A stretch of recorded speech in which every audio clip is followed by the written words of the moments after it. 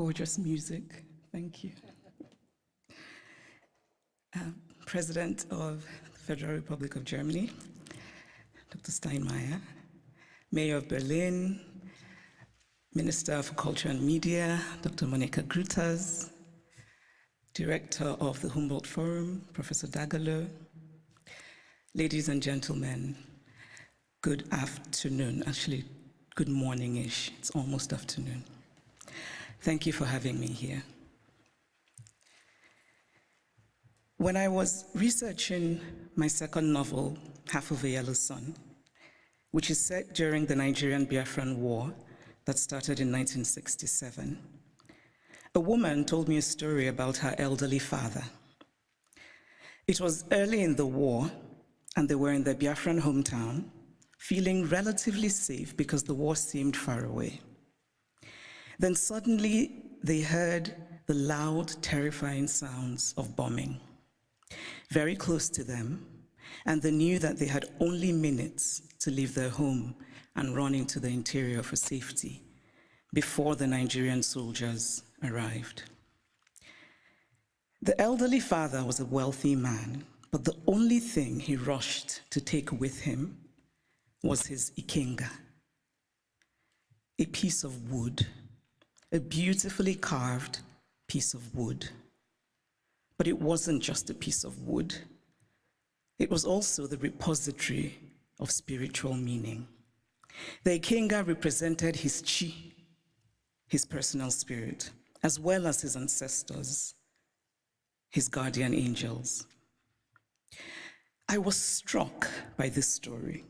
This man, facing the possibility of never seeing his home again, chose the thing that mattered most to him. Of course, he cared about his material possessions, but he believed that those could eventually be replaced, while his Ikenga was irreplaceable. There are Ikengas in various museums all over the world today, and it is easy to forget as we stare and admire them behind cold and clinical glass barriers, that these are objects that are religious, spiritual, sacred. Art lives in history, and history lives in art. Much of what we call African art are also documents that tell stories.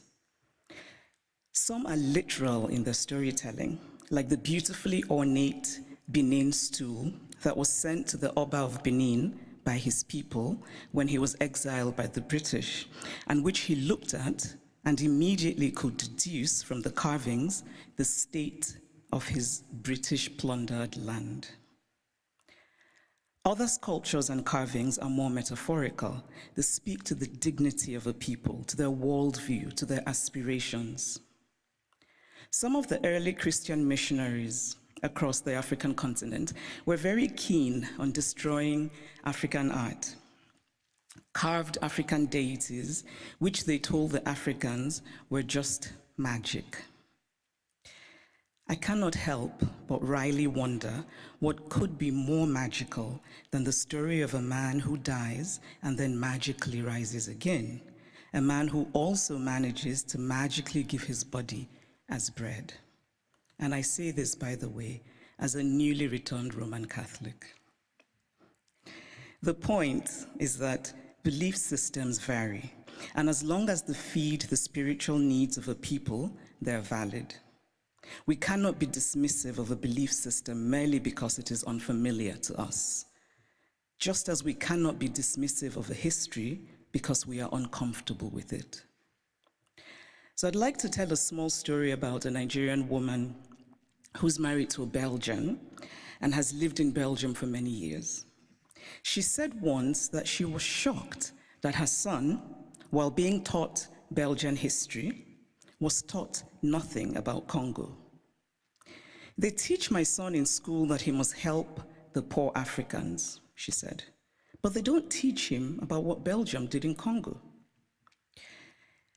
Now, if her son does not learn that the modern Congo state began 100 years ago as the personal property of a brutal Belgian king who was desperate to get wealthy from ivory and rubber, If her son does not learn that the hands of Congolese people were chopped off with rusty axes for not producing enough resources to meet a past, because we collectively acknowledge that it is so. It is not that Europe has denied its colonial history. That would be too crude. It is instead that Europe has developed a way of telling the story of its colonial history that ultimately seeks to erase that history. The former French Prime Minister, Nicolas Sarkozy, gave a now infamous speech in Senegal in which he said, "I have not come to deny mistakes or crimes. Mistakes were made and crimes committed. But no one can ask of the generations of today to expiate this crime perpetrated by past generations." This is central to the story that Europe tells itself about its colonial history. It is a story that basically says, yes, colonialism happened, but. And whatever comes after the but is the focus of the story. What the focus on the but does is that it absolves. It frees Europe of responsibility, of a significant and traceable connection to the African present, and it allows Europe the glow of charity. But the truth is that the past does not merely tell us what happened yesterday, it also illuminates what happens today. If we acknowledge that present-day Europe is shaped by the Renaissance of 600 years ago, by the Enlightenment of 300 years ago, then surely we cannot say that what happened merely 100 years ago in Africa no longer matters. It matters. We are gathered today in this reconstructed palace, a beautiful place, but also a place that represents Germany's nostalgia for imperial times. When Kaiser William II lived here, German troops were killing children, women, and men in Southwest Africa. This building says that German history matters, even in a romanticized form. The history of Africa and Asia and Latin America must matter as well. We cannot pick and choose which histories and which points of view still matter, because to do this would be an ugly exercise of brute power. And speaking of power, here's a headline I just read in a German publication. The headline says, "Where do Africa's treasures belong?" Now imagine this headline differently. Imagine if it said, "Where do Germany's treasures belong?" It would be a redundant question, because of course, Germany's treasures belong in Germany. But the question would never even be asked, because there would be no circumstance in which it would be, because of power. And so it seems to me that what we are fundamentally grappling with in this space, in all of these questions about the Humboldt Forum, is power. Unequal power, how we navigate unequal power relations. And there's always been, to me, something shabby about unequal power relations. The victory feels colorless, almost unearned. So I spoke of Belgium and its colonial history, but what of Germany and its colonial history? Do school children here learn about Namibia, what was called the German Southwest Africa? Do school children know that 100,000 Herero people were murdered by the Germans? Do they know of the wells that were poisoned? Do they know of the women used as sex slaves and others as slaves in German camps? Do they know of the Nama people killed and of the Maji Maji revolt in German East Africa? And why should they know? Because to tell only one part of a story is essentially to lie. A story is true only when it is complete. Germany is Beethoven, and Germany is Bach, and Germany is also its colonial atrocities that have resulted in hundreds of African skulls being stored in the basement of museums here in Berlin, skulls of men whose spirits cannot be at rest, men who could well have been my great-grandfather had I happened to have been born in Eastern rather than Western Africa. It is only fair to fully own all of the stories of Germany. All countries have parts of their pasts that they're not proud of, that they would rather forget. But it takes courage to face those parts and bring in some light. And this is a time for courage. The courage to hear dissenting voices, such as those of the people who are outside right now protesting. They should be heard and included. They have valid concerns. The courage not merely to say, we take your criticism, but to follow it with action. The courage to say, we were wrong. The courage to say about art acquired illicitly, this is not ours. Tell us what to do with it. The courage to do provenance work and to actively use local knowledge. The courage to act and to act now and not become crippled by endless planning and endless talking. The courage to believe that it can be better. We cannot change the past, but we can change our blindness to the past. And why, by the way, is the term ethnological used for art from certain parts of the world and not art for other parts of the world? And then in discussing some of this art that we term ethnological, and I would argue that the language itself already suggests a hierarchy of value, when we talk about this art that was stolen, we're told that they cannot be returned to Africa, for example, because Africans will not take good care of them. It is not merely condescending to say, I cannot return what I stole from you because you will not take good care of it. It is also lacking in basic logic. Since when has the basis of ownership been taking good care of what is owned? This position is paternalistic arrogance of the most stunning sort. It does not matter whether Africans or Asians or Latin Americans can take care of the art stolen from them. What matters is that it is theirs. The brilliant Nigerian artist Victor Hikameno put it much better than I could, and in very Nigerian terms. He says, if I come and steal your wrapper, and I say I won't give you back your wrapper because you will not tie it properly around your waist, or you will not wash it well, and so the colors will fade, or this or that, all are irrelevant. The wrapper is mine, and I can do with it what I will. Give me back my wrapper because it is mine. The metaphorical wrapper, for those of you who are befuddled by wrapper, it's a piece of cloth, should be returned for the reason that a Hikameno illustrates, which is respecting the property of others, but also because Europe has defined itself as a place of certain values: progress, liberty, fraternity, tolerance, individual rights, and most of all, the rule of law.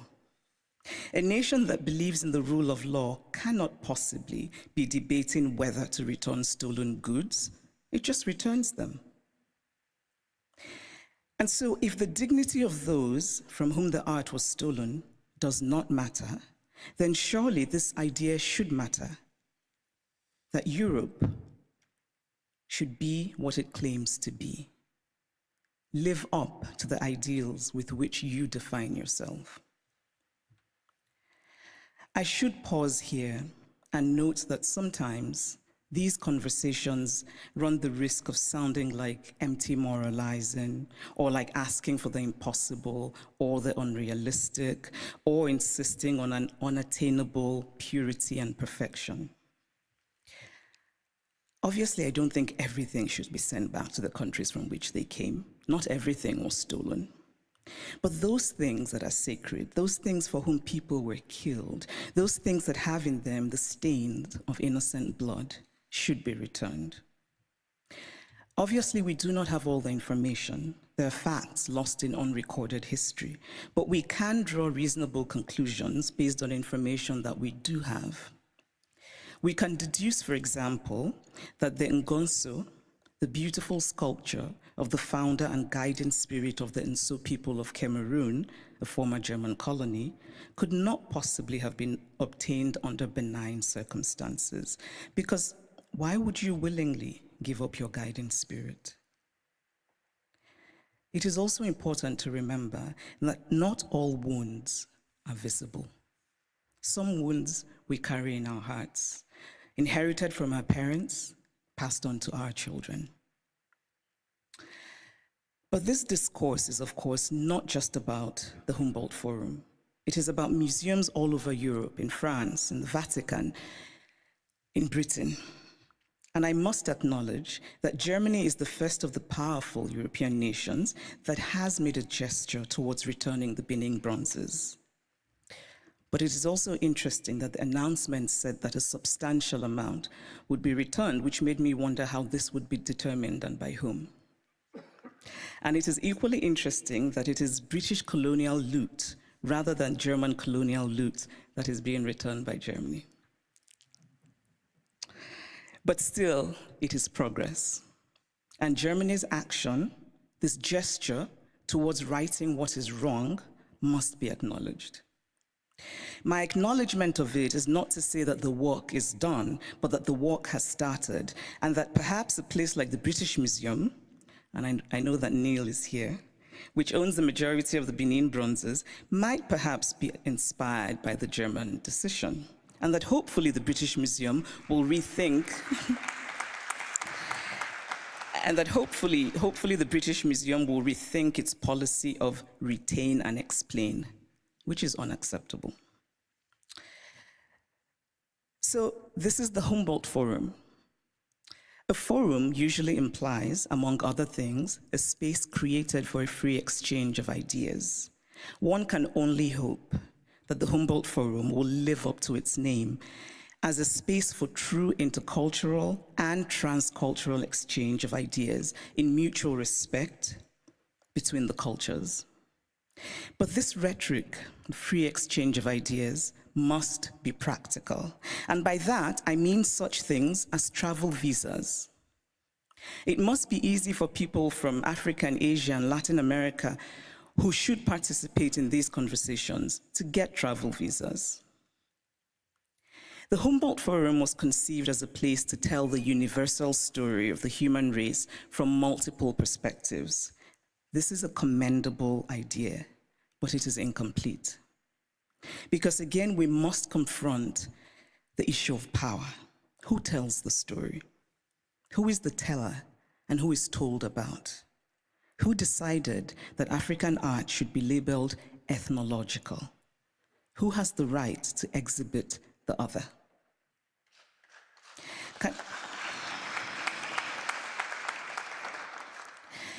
Can the Humboldt Forum be an opportunity? Can it become, among other things, a project of remembering, solemn, honest, mutual, and respectful? In conclusion, I want to say that I believe very much in dialogue. And I really believe that we can recreate the world by acting more courageously.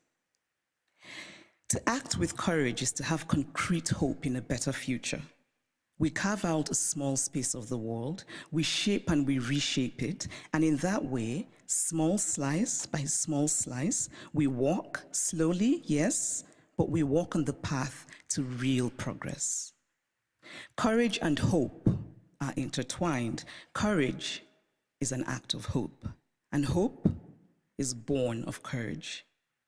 Acts of courage create hope, and there is nothing more essential to the human spirit than hope. So here's to courage. Thank you.